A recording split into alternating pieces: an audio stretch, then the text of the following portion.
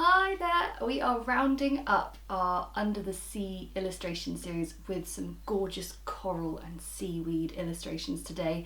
As before, just using one colour, and we're going to be doing some lovely layering today. So grab your paint and your paper and your water and let's get going. Okay, so today we're going to be painting some seaweed and some coral. So to start off with, I'm going to do some simple, well, it's funny, both of these, I look at them when I paint them, I go, I don't know which one's seaweed, which one's coral. But the main thing is we're going to start off with a faint pencil shape to give us a basic structure to start off with. So what I'm doing is I'm trying to draw as lightly as I possibly can, and then there we go. And I'm just drawing branches of things which are soon going to turn into floopy. Oh, I think this one's seaweed. I'm not sure. You'll have to decide for yourselves and let me know what you think, whether this one's seaweed or this one's coral. Anyway, sorry. That sounds like I really know what I'm talking about, doesn't it? I know when I'm talking about watercolour, I'm just never quite so sure when it comes to the natural world. Okay, and I'm going to rub out the vast majority with my putty rubber, my Faber-Castell kneadable eraser, and up that goes. So today I'm going to be using, we're going to be using some Cadmium Orange and Cadmium Red, but the other thing that is left to do is to to wake up this colour. So with a little bit of water in the palette with my size 2 brush, I just want to get a really nice light pastel shade here. Okay, and what I'm going to be doing is I'm going to be fleshing out this into a nice rounded shape. So let me show you what I mean by that. So I'm going to start by coming down and just basically turning everything into basically sausages, with nice sort of rounded fingers, but in a really sort of dilute concentration. Just shows you don't always have to sort of draw the full outline of something.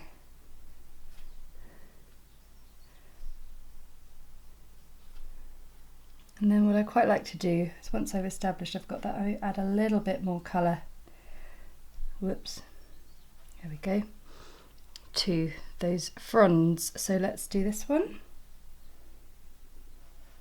Join it up nice and wet. So when you're working in wet watercolour like this, it's best to work section by section, and then if you are planning on putting any light colour blend in, like I did with those bits of orange like here, so I'm going to give it more concentrate orange, dabbing it in there, and just in there as well. It's a really good idea to do those little sort of bits of blending whilst that section is still wet, so that's why I work in sections.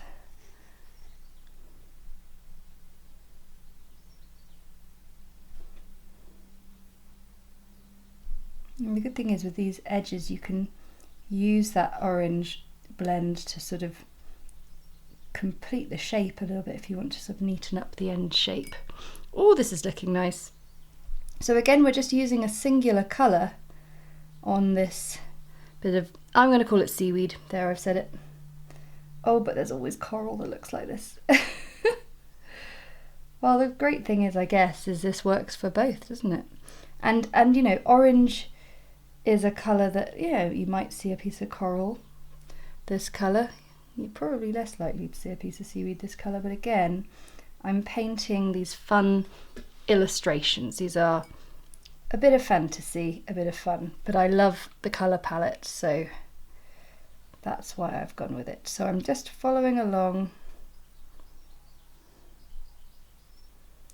Lots of water, really nice and wet.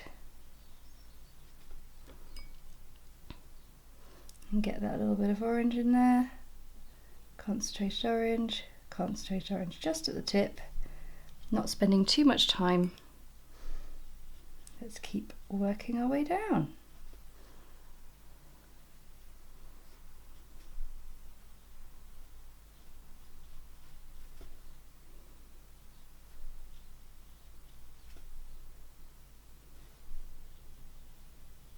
Working in the larger brush here just allows me to work quite a lot quicker than if I was trying to do this with a smaller brush. The smaller brush obviously does give you a bit more control, but because we need to work fast and get these colour blends in, I'd always recommend trying to just build your confidence with these larger brushes. That's why I'm always sort of trying to encourage you to practice in a larger brush.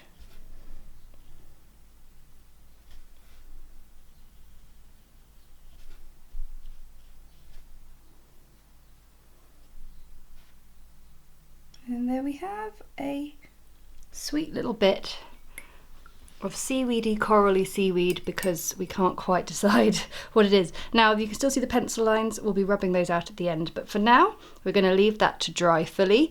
And now I'm going to do another shape for you. So again, following the premise of that we draw ourselves a stem and trying to draw it as faintly as possible. And this time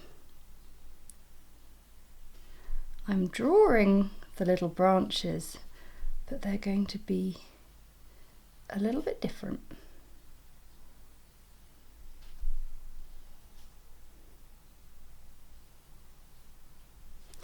Because this time I'm going to now add a sort of unfurled shape, but I'm going to do it with watercolour. So that sounds a bit mysterious, doesn't it? Let me explain. So I'm going to use Cadmium Red this time, because Cadmium Red, when it's sort of diluted right down, is the most beautiful colour. It's really not too bold or too strong at all, so I highly recommend using it. So I've woken that up, and I think what I will do, I think I will fill this in pencil so we've got an outline shape. So for this one, I just used the structure of that skeleton shape and I allowed the water to be my outline. And as you can see, we've got beautiful crisp edges and it's all starting to dry really nicely. Whereas this one, I'm actually going to help us along and I'm going to draw out the shape that I'm being oh so mysterious about. So what I want to achieve here is a sort of blooming seaweedy coral shape.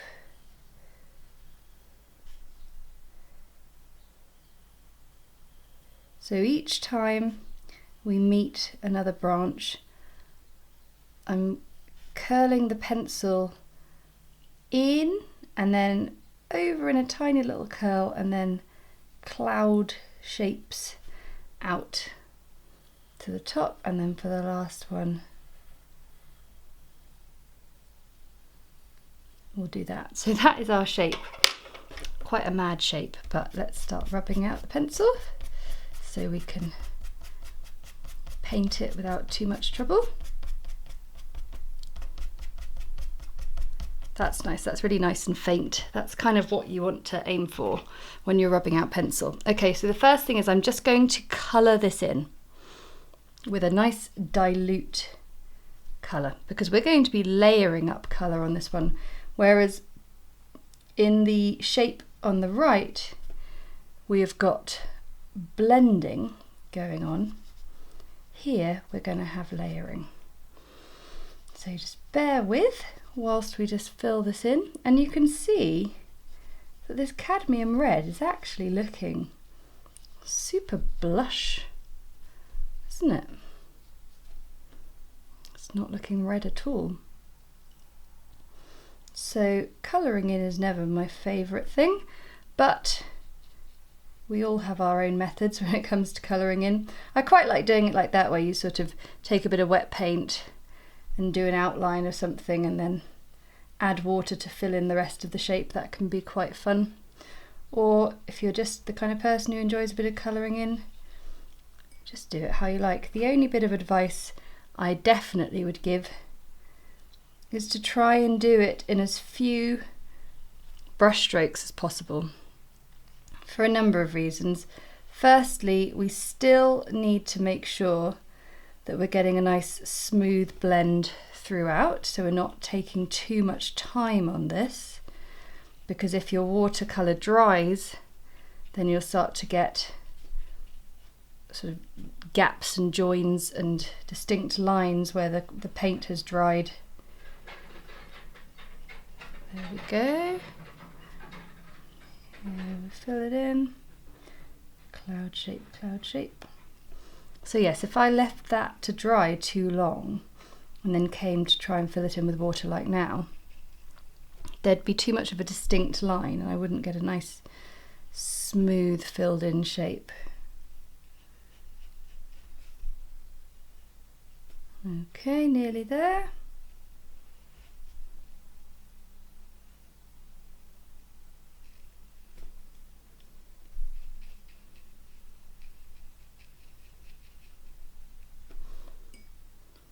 Last little bit of a funny little coral seaweed shape. Okay, so we've got a nice, fairly even blend. Some of the places have got a little bit more strong around the edge. I really like that, so that's not a problem at all. So we're going to be working, we're going to do 2 more stages with this. We are going to do an actual outline on this piece in a concentrated version of the red paint, and then after that I'm going to add in a few extra layers of colour to build up and give ourselves a really nice interesting shape. Whilst that's drying, let's just look over here. Okay, this is beautifully dry now. Should we rub this out and see what we've got?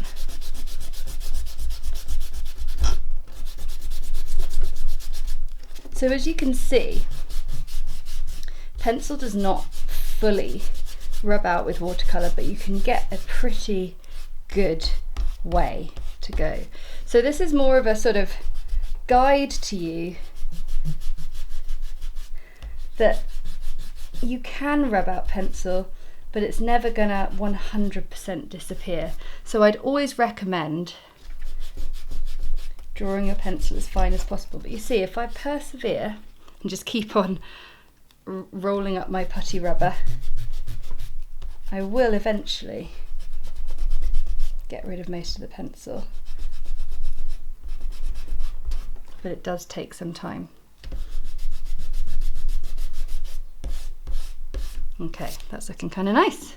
Right, let's see how we get on here.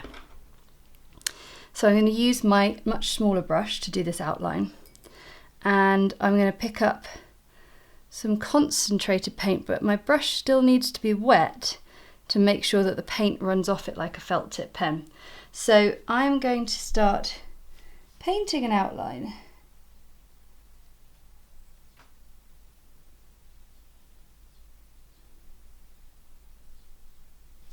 And I want this shape, but I'm also going to add in what looks like a little bit of a fold as well, to make it look like it's unfurling a little bit. So I'm just going to add an extra line there, and then I'm going to come down here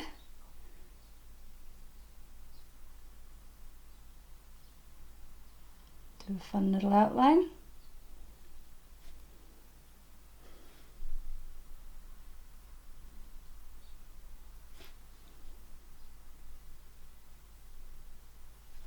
And then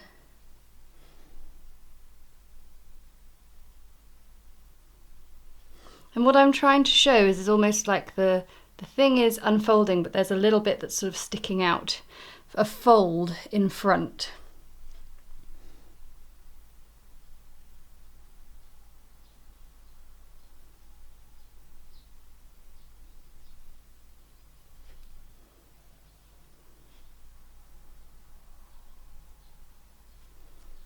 Nice.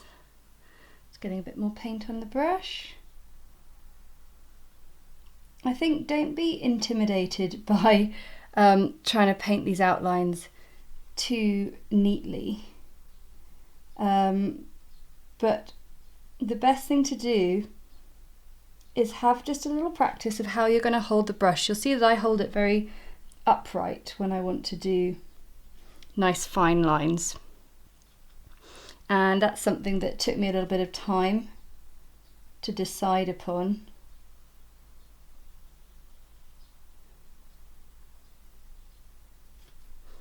It's never very good for demonstrating with the overhead camera when I'm holding the brush like this, but handily we have a second angle.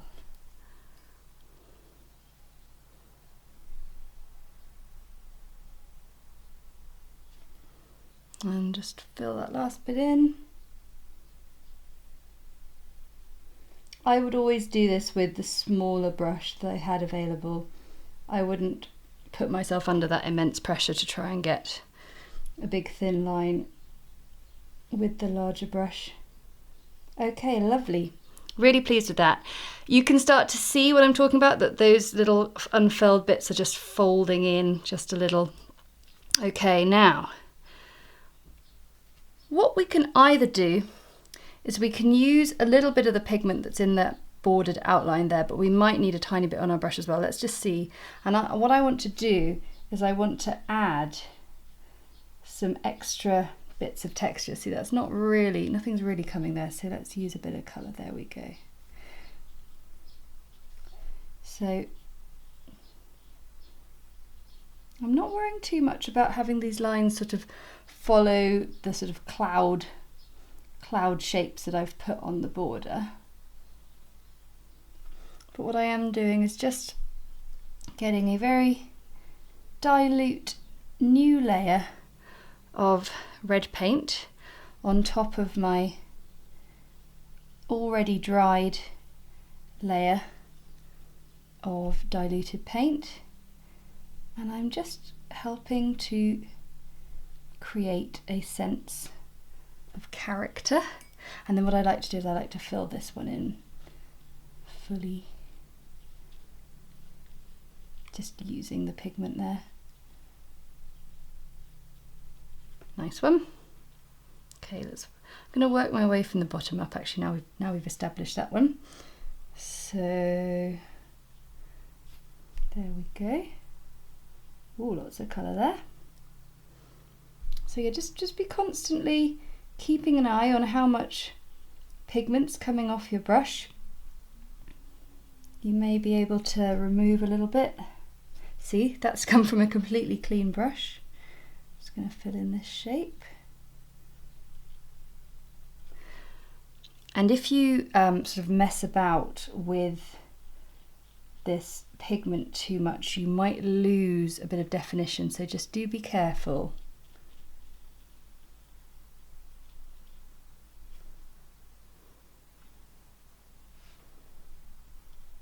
But essentially, we're following the curve of that initial little unfurl, and we're getting ourselves a nice sort of candy stripe.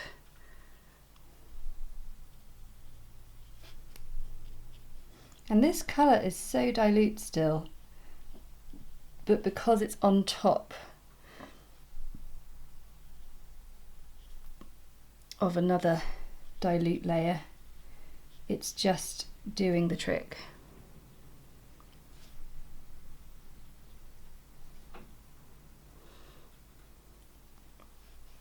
Let's fill in this one up the side.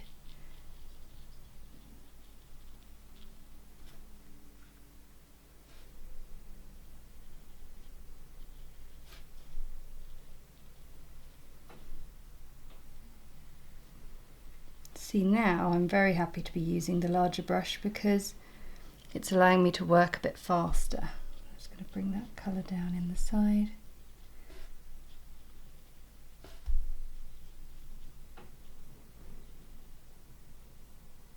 Lovely. Let's do the other side now.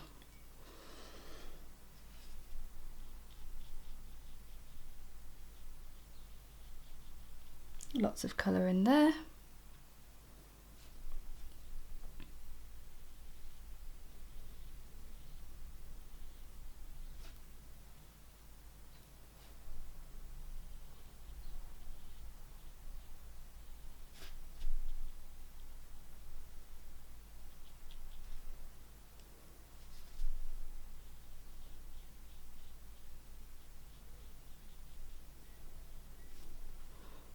last one. So what we've got here is two fun shapes that have all both sort of come from drawing a little branched line, really. And then it's how you choose to fill them out and how you choose to add detail. So this one, again, it was just a case of painting over and fleshing out that single line. And this one on the left here was more about sort of drawing a new shape. There we go. Drawing a new shape and adding even more detail with layering the colour. But both have been done with a single colour. Here we've got Cadmium Orange and here we've got Cadmium Red, and here you can see just a really good example of how pencil can be rubbed out, but my goodness, you really need to draw very faintly before you start. Thank you for watching. That was a really lovely one. I always enjoy watching those layers build up. So that is the end of the Under the Sea series for now, but if you're really enjoying what I'm doing, you should also know I'm on Instagram and I'm doing tons of little impromptu live painting sessions. My Instagram is at @DeWinton_Paperco, but you can find it in the episode notes below. But whilst we're over on YouTube, I am forever grateful if you click the like button and let me know how you're getting on in the comments, and also hit subscribe. Okay, thanks, bye!